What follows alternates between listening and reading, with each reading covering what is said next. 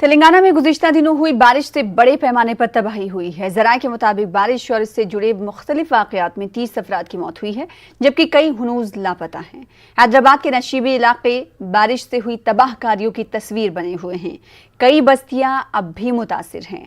राहत व इमदादी काम जारी है। बीती शब भी शहर के कुछ इलाकों में बारिश हुई, जिससे लोगों में खौफ-हरास फैल गई। मंगल के रोज हुई बारिश की वजह से शहर में मामूलात जिंदगी अभी पूरी तरह पटरी पर नहीं लौट सकी है।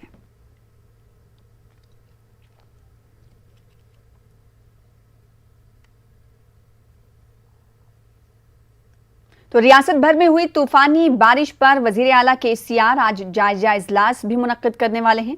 प्रगति भवन में दोपहर 3 बजे मुताल्लिका वज़राए आला और ओहदेदारों के साथ जायजा इजलास मुनक्किद किया जाएगा। इस इजलास में चीफ सेक्रेटरी सुमेश कुमार के अलावा महकमे बर्क़ी के ओहदेदार शिरकत करेंगे। जायजा इजलास के बाद भारी बारिश से हुए नुकसान पर तैयार करदा रिपोर्ट मरकज को रवाना कर दी जाएगी। हमारे नुमाइंदे अनीसुर रहमान हैदराबाद से जुड़े इस खबर पर मजीद अपडेट के साथ। अनीसुर रहमान, ये बताइएगा कि कई ऐसे हैदराबाद के इलाके हैं जहां अभी भी पानी भरा हुआ है। पहले ये बताइएगा कि कौन कौन से इलाके हैं जो ज्यादा मुतासिर हुए हैं, वहां अभी भी सैलाब जैसी सूरत हाल है? देखिए सना, जो हैदराबाद के जुनूब का जो इलाका है, जो पुराने शहर में चंद्रायन गुट्टे का जो इलाका है, फलकनुमा का, वो सबसे ज्यादा मुतासिर हुआ है, क्योंकि उस इलाके के में जो 2 तालाब हैं, वो कल उनमें उनके जो पश्ते थे, उनके जो बंद थे, उसमें शिकाफ की वजह से पानी जो है बहुत बड़ी तादाद में वहां पर मौजूद कॉलोनियों में दाखिल हो गया था। आप इस बात की शिद्दत का अंदाजा इस बात से लगा सकते हैं कि एक विजुअल हमारे पास है। एक आदमी जो है वो पानी में बहुत जो है तेजी से बह रहा है। उसी शख्स के खानदान के तकरीबन 8 लोग जो है वो पानी में बह गए, जिसमें से अभी तक सिर्फ 2 डेड बॉडीज मिले हैं। बहुत ही शिद्दत से पानी आया और अभी भी सूरत हाल जो की त्यों है। कल रात में भी जो है 2-3 घंटे तक बारिश होती रही। तो कुल मिलाकर कल जो सूरत हाल थी वो जो की त्यों जैसी की वैसी मौजूद है। इंतजामिया की कोशिश है कि जो भी लोग फंसे हुए हैं उन्हें बाहर निकाला जाए, महफूज मुकामात पर ले जाया जाए। स्कूलों में और जो है कई जगहों पर उन लोगों को वहां पर महफूज मकामात पर पहुंचाया जा रहा है। उनके खाने पीने का बंदोबस्त किया जा रहा है।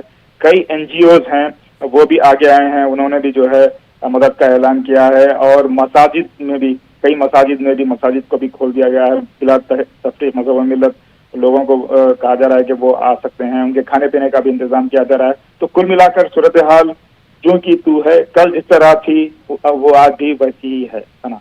जी, अनीसुर रहमान, ये बताइएगा कि जब ये कल बारिश की तस्वीरें हमने देखी, उस वक्त हमने देखा कि पूरा ग्राउंड फ्लोर पानी से लबालब है, भरा हुआ है। ऐसे में कुछ ऐसी फैमिलीज थी जो 2nd और 3rd फ्लोर पर रह रही थी। फिर इसके बाद इंतजामिया की जानिब से कोशिश की गई कि उन्हें महफूज मकामात पर मुंतकिल किया जाए। तो क्या उन तमाम लोगों को महफूज मकामात पर मुंतकिल कर लिया गया, या फिर कुछ ऐसे लोग हैं जो अभी भी रह रहे हैं ऊपरी हिस्सों में?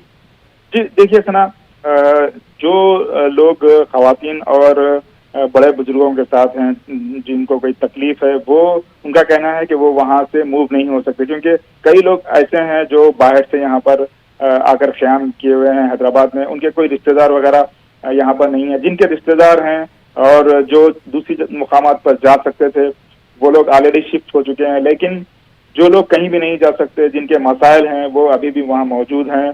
उनका मानना यही है कि उनके पास पीने तक का पानी नहीं है और ड्रेनेज सबसे बड़ी जो उनको परेशानी है वो ड्रेनेज की है। जो गंदा पानी है वो वहीं पर जो है उनके घर के सामने ही मौजूद है। तो कुल मिलाकर जो सेहत की जो सूरत हाल है, जो आफत आ सकती है, उसका भी एक खदशा है। तो क्या हैदराबाद में कोई शेल्टर होम नहीं बनाया गया अनीसुर रहमान, GHMC की तरफ से, बल्दिया की तरफ से, सरकार की तरफ से? जी अनीसुर रहमान जी, क्या हैदराबाद में ऐसा देखने को मिल रहा है आपको कि कई शेल्टर होम्स बनाए गए हैं, जो मुतासिरीन हैं वो वहां रह रहे हैं? जी देखिए, मैं यहाँ पर टोली चौकी में हूँ। यहाँ पर यहाँ पर 3 जो है शेल्टर होम्स बनाए गए हैं, जो कि तीनों भी जो है स्कूल्स में हैं।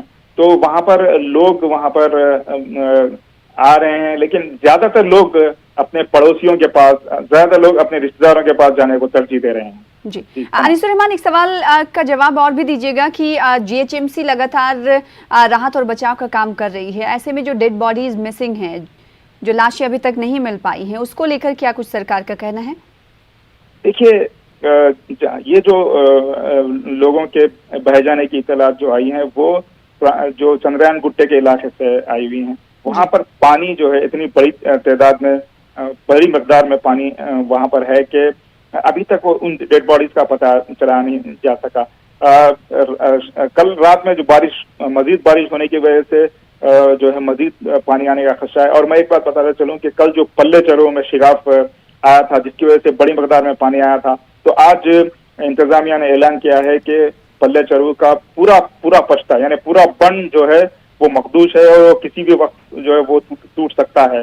तो कुल मिलाकर वहां पर सूरत हाल संगीन ही नहीं, बहुत ज्यादा संगीन है, क्योंकि अगर वो तालाब का पूरा पश्ता टूट जाता है तो वो पूरा इलाका कई दिनों तक पानी में जो है डूबा रहने का खदशा है।